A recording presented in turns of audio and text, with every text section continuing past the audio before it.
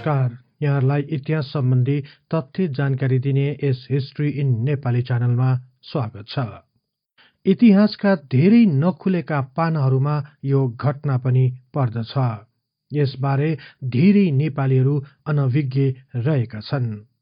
यो घटनाले एकातर्फ कसरी नेपालको अस्मितामाथि सजिलै अन्यले खेल्ने मौका पाउँदछ भन्ने यथार्थ खुलाएको छ भने अर्कोतर्फ नेपाली सेनाले विगतको वीरतालाई पुनः सो गौरव प्रस्तुत गर्न सकेको छ। तिब्बतबाट चीनलाई हटाउने अभियानबाट सुरु भएको विद्रोहले नेपाल पनि अछुतो रहन सकेन। नेपालको मुस्ताङ क्षेत्रलाई विशेष कार्यस्थल बनाएका विद्रोहीहरूले अन्ततः नेपालको शान्ति सुव्यवस्थामा नै खलल पुर्याउने काम गरे। मुस्ताङलाई अलग बनाउने अभिप्राय बोकेका विद्रोही भावनाले नेपालको अस्मितामाथि नै आक्रमण गरेकाले नेपाली सेनाले बाध्य भएर अघि बढ्नु पर्यो। अन्ततः नेपाली सेनाले आफ्नो मुलुकलाई जोगाउँदै खम्पा विद्रोहको नामले परिचित सो अभियानको पूर्ण रूपमा अन्त्य भयो। आउनुहोस्, नेपाल तथा विश्व इतिहासको बारे तथ्य तथा प्रामाणिक जानकारी दिने उद्देश्यका साथ इतिहासका विद्यार्थीहरूद्वारा निर्मित यस कार्यक्रमलाई मन पराई लाइक, शेयर र सब्स्क्राइब गरिदिनु हुन अनुरोध गर्दै म कार्यक्रम प्रस्तोता सार्थक नेपाल यहाँहरूलाई हार्दिक स्वागत गर्दछु।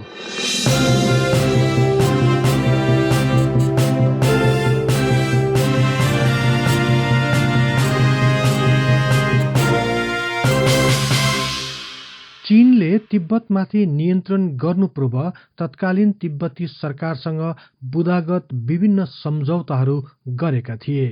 ती सम्झौताका बुदाहरू बिस्तारै हेरफेर हुँदै जाने र तिब्बतको अस्मिता माथि नै आँच आउने खालका भएकाले तिब्बतले मानिहाल्न आनाकानी गर्दा गर्दै चीनिया सैनिकहरू तिब्बती भूमिभित्र प्रवेश गरे। त्यसपछि चीनियाहरूले तिब्बत माथिको अधीनलाई कसिलो बनाउँदै लगे। यस प्रकार भएको चीनियाहरूको अतिक्रमणबाट त्रस्त बनेका तिब्बतीहरूले सोझै विरोध गरेनन्, किनकि तिब्बतीहरूको चीनियाहरूसँग लड्न सक्ने सैनिक बलको निर्माण नै भएको थिएन। त्यसैले चीनियाहरूको विरोधमा न तिब्बतको राजधानी लासाका जनताहरू नै उठे, न त स्वयं दलाई लामा, न त तिब्बतको कुनै कुलीन वर्गहरू नै। तर तिब्बतको पूर्वीय क्षेत्रहरू खाम र अम्दोका बासिन्दाहरूले भने चीनिया विरुद्ध लड्ने साहस बटुल्न थाले। उनीहरूले चीनिया सैनिकहरूसँग लड्न सन् 1958 तिर चोसी गन्द्रियुक नामक एक विद्रोही समूहको स्थापना गरे, जसको अर्थ 4 नदी र 6 हिमालहरू भएको भूमि भन्ने बुझिन्छ। यस समूहमा स्वयंसेवकको रूपमा करिब 10,000 जति लडाकुहरू सम्मिलित भए। सुरुवातका यो समूहले दोस्रो विश्व युद्धमा प्रयोग भएका हतियारहरू आफैले किने, तर पछि आधुनिक हतियारको लागि अमेरिकासँग सहयोग मागे। कम्युनिस्ट शासन प्रणाली चीनबाट बिस्तारै दक्षिण एसियामा विस्तार भइरहेकोमा अमेरिका लगायत पश्चिमी राष्ट्रहरू पनि सशंकित बनिरहेका थिए। यही अवसरमा तिब्बती विद्रोहीहरूको अनुरोधलाई स्वीकार गर्दै अमेरिकी सरकार तथा यसका गुप्तचर संस्था CIA तिब्बतभित्र गोप्य रूपमा विभिन्न सैनिक सहयोगहरू जारी राखे। यसमा अत्याधुनिक हात हतियारदेखि विद्रोहीलाई सैनिक तालिम पनि रहेको छ। यही समयमा चीनिया सैनिकको कब्जामा पर्ने डर भएकाले तिब्बतका धार्मिक गुरु तथा तिब्बतका प्रमुख दलाई लामा CIA को सहयोगमा सन् 1959 मार्च 30 तारिकको दिन भारततर्फ प्रस्थान गरे। अन्ततः अप्रिल 18 तारिकमा आसामको तेजपुरमा आइपुगे। यही स्थानमा उनले धर्मशालाको निर्माण गरी मिनी लासाको विकास गरे। त्यसपछि भने यहाँ करिब 80,000 को संख्यामा उनका अनुयायीहरू आएर बसोबास गर्न थाले। यता तिब्बतमा रहेका विद्रोहीहरूको चीनिया सैनिकहरूसँग विभिन्न स्थानहरूमा भिडन्त भयो, तर चीनले तिब्बतमा भारी मात्रामा चीनिया जनसेनाहरू उपस्थित गराई विभिन्न मोर्चाहरूबाट अघि बढ्न थाल्दै कारबाही गर्न सुरु गरेपछि भने धेरै संख्यामा विद्रोहीहरू हताहत भए। सन् 1960 को मध्यसम्ममा भीषण भिडन्त भएपछि अन्ततः विद्रोही समूहहरू नेपाल चीन सिमानातिर आए। यहाँ आइपुगेका धेरैजसो खामवासी विद्रोहीहरू भएकाले उनीहरूलाई खम्पास भनिन्थ्यो। यही खम्पास विद्रोहीहरूलाई नेपाली पत्रहरूमा खम्पा भनिन गएको हो। खम्पा विद्रोहीहरू नेपालको उत्तरी क्षेत्रहरू जस्तै ओलाङचुङ गोला, रसुवागढी तथा मुस्ताङमा विस्थापित भए। सो समयमा मुस्ताङमा नेपालको प्रशासनको उपस्थिति नगन्य भएकाले सो क्षेत्रमा के भइरहेको छ भन्ने कुरा केन्द्रलाई त्यति थाहा हुँदैन थियो। यिनीहरू नेपालको मुस्ताङमा आइपुग्दा पनि अमेरिकी सहयोगमा कुनै कमी भएन। सन् 1961 सालको अप्रिल र डिसेम्बर महिनामा अमेरिकी वायुसेनाका 2 हर्कुलस विमानहरूले मुस्ताङसँग जोडिएको तिब्बती क्षेत्रको 10 किलोमिटर भित्र विभिन्न हात हतियार तथा सैनिक सामग्रीहरू खसाले। विद्रोहीहरूलाई तालिमको लागि भारतीय भूमिको प्रयोग गरिएको थियो। विद्रोहीहरूलाई भारतीयहरूले पनि सहयोग गरेका थिए। यसपछि भारतको धर्मशालाबाट तालिम प्राप्त सयौं लडाकु खम्पाहरू जोमसोम तथा आसपासका विभिन्न स्थानहरूमा क्याम्प खडा गरी चीनमा गई विध्वंस मचाउन थाले। खम्पा विद्रोहीहरूले मुस्ताङको केसाङमा आफ्नो प्रमुख कार्यालय खडा गरे। सुरुवातका खम्पा विद्रोहीका प्रमुख कमान्डर बाबा येसी थिए, तर उनको कमान्डिङमा सो समूहमा विचलन आएको र अमेरिकी सहयोगको उचित उपयोग नगरेको आरोपमा उनलाई हटाई अर्का जनरल वाङदीलाई प्रमुखको जिम्मा दिइयो। बाबा येसीलाई अपमानपूर्वक हटाइएकाले उनले आफ्नो ठूलो समर्थकका साथ विद्रोह त्यागी काठमाडौँ आई बसे। भनिन्छ उनी बाबा येसीले पछि नेपाली सेनालाई खम्पाहरूको गुप्त सूचना प्रवाह गरी ठूलो सहयोग गरेका थिए। तर केनेथ माइकल बाउरले आफ्नो पुस्तक हाई फ्रोन्टियर्समा यस सन्दर्भमा अर्कै प्रसंग उल्लेख गरेका छन्। उनका अनुसार खम्पास विद्रोही समूहलाई 2 कमाण्डरहरूले नेतृत्व गरेका थिए। एक समूहका कमाण्डर बाबा येसी थिए भने अर्को समूहका कमाण्डर ग्यात्सो वाङदु थिए। उनीहरू सन् 1974 अर्थात विक्रम सम्वत 2031 सालसम्म सँगै काम गरेताका धार्मिक गुरु दलाई लामाले मुस्ताङमा उनीहरूलाई सम्बोधन गर्दै अडियो टेप मार्फत एक सन्देश पठाएका थिए। सो सन्देश अनुसार बुद्धलाई अनुसरण गर्दै हतियार बिसाएर हिंसात्मक विद्रोह तुरुन्तै त्याग्न अनुरोध गरिएको थियो। यही आदेशलाई अनुसरण गर्दै बाबा येसी र उनका समर्थकहरूले आत्मसमर्पण गरे भने वाङदु तथा उनका सहयोगीहरूले भने हिंसात्मक द्वन्द्वलाई पहिल्याउने बाटो अपनाए। जनरल वाङदी उग्र स्वभावका कडा र तालिम प्राप्त जनरल थिए। उनले विद्रोही समूहहरूलाई व्यवस्थित गर्नुको साथै अन्य विभिन्न स्थानहरूमा क्याम्पहरू खडा गरे। कागबेनी, थिनी, छुसाङ, समार, ढिलिङ, धामी, सामदा, चराङ, मुक्तिनाथ र मनाङमा धेरै संख्यामा विद्रोहीहरू जम्मा गरी चीनमाथि आक्रमणको योजना बनाउनतिर लागे। यसरी चीनभित्र घुसी खम्पाहरूले त्यहाँका आम जनताहरूको सम्पत्ति लुट्ने, बलात्कार गर्ने, स्थानीय घरहरूमा आगो लगाउने, चौरी र घोडाहरू मारेर मासु खाने जस्ता आरोप लगाई चीन सरकारले नेपाललाई खम्पाहरूमाथि नियन्त्रण गर्न दबाब दियो। नेपाल सरकारले पनि यसमा कारबाही गर्ने प्रत्युत्तर पठाए। यसपछि नेपाल र चीन सरकार बीच खम्पा विद्रोहीहरूलाई नियन्त्रण गर्ने विषयमा एक सम्झौता भयो। यही सम्झौतापछि नेपाल सरकारले खम्पा विद्रोहीहरू भएको स्थानहरूको अध्ययन गर्न तत्कालीन लेफ्टिनेन्ट कर्णेल सच्चित शमशेरलाई खटाइयो। उनी आफैले स्थानीय प्रशासकीय अधिकृत तथा स्थानीय वासीहरूसँग सूचना बटुली केन्द्रमा फर्के। सो अध्ययनले खम्पा विद्रोहीहरूबाट चीनलाई मात्र होइन नेपालको अस्मिता माथि नै आक्रमण भएको निष्कर्ष निकाल्यो। खम्पाहरूले नेपालका स्थानीयहरूलाई पनि लुटपाट गर्नुको साथै स्थानीय महिलाहरूको बलात्कार गरेका उदाहरणहरू प्रशस्त पाइएपछि सो क्षेत्रमा शान्ति सुरक्षाको प्रश्न उठ्न थालेको थियो। त्यस्तै सो अध्ययनको क्रममा खम्पा विद्रोहीहरूको संख्या करिब 9,000 रहेको र नेपालको विभिन्न स्थानहरूमा क्याम्प खडा गरेको पनि पत्ता लाग्यो। विद्रोहीहरूको साथमा प्रशस्त आधुनिक हात हतियारहरू रहनुको साथै केसाङमा मुख्य कार्यालय रहेको जानकारी प्राप्त भयो।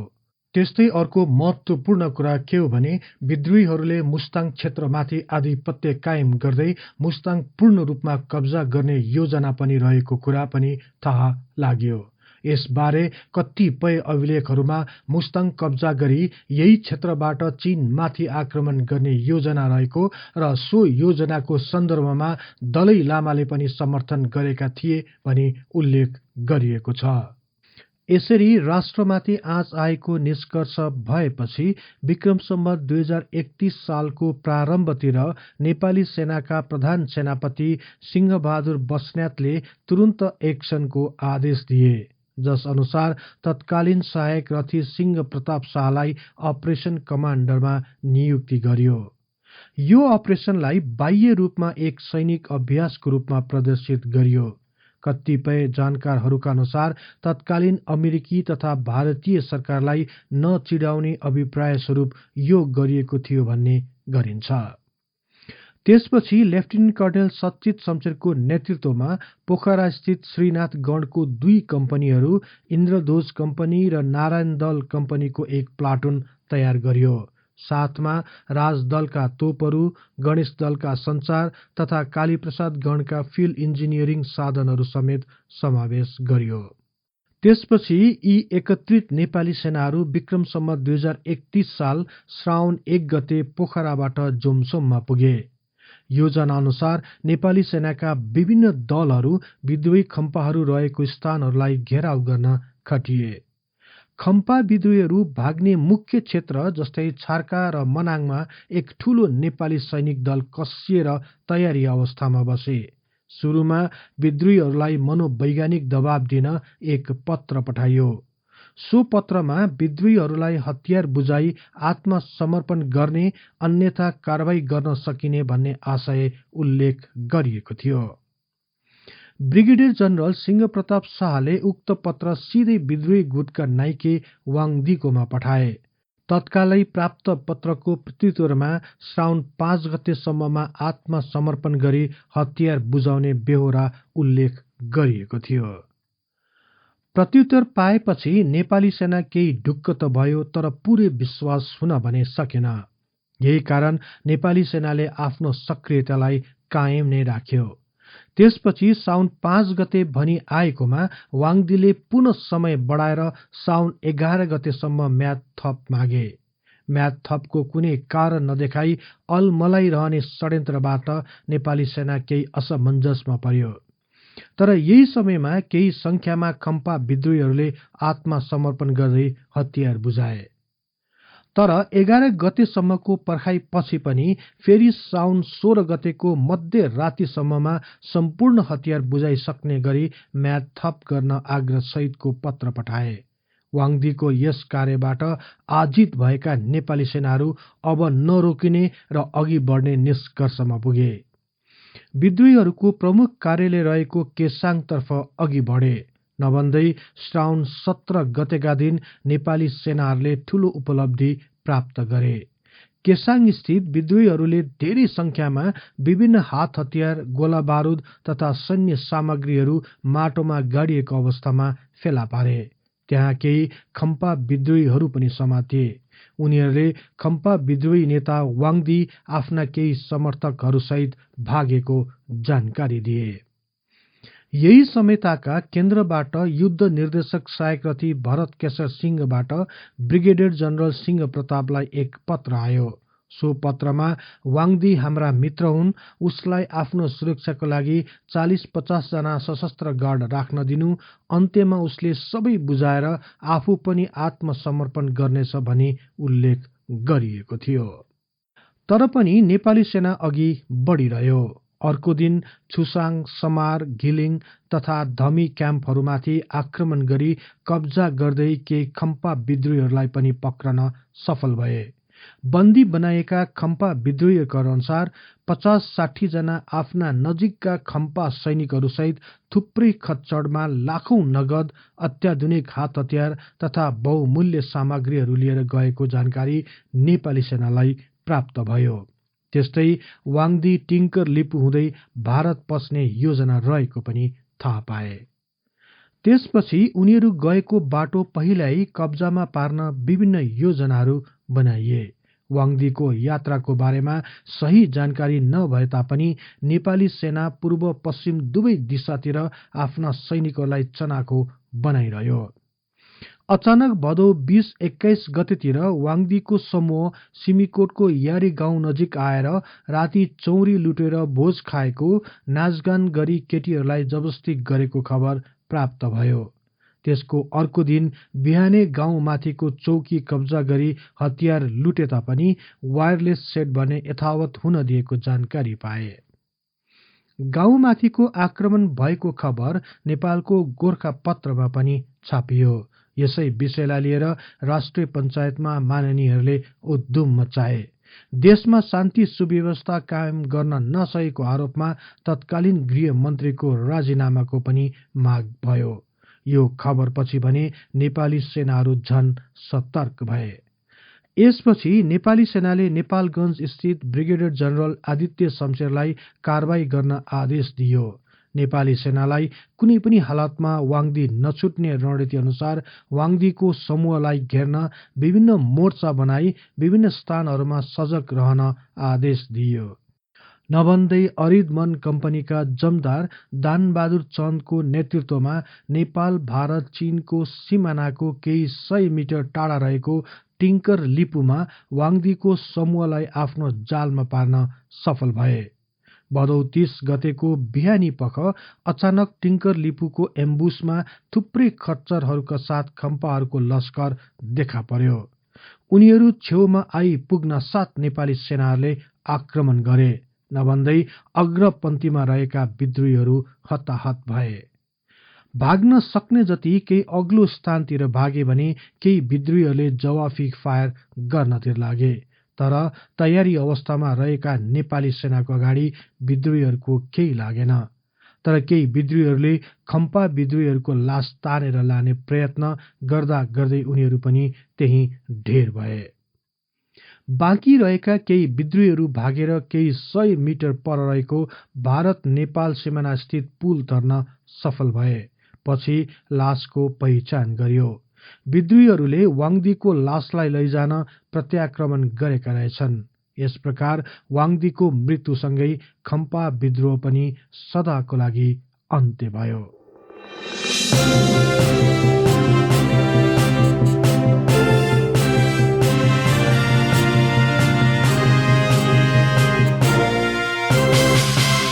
यो कार्यक्रम यहाँहरूलाई कस्तो लाग्यो? कृपया कमेन्ट बक्समा लेखी पठाउनुहोला।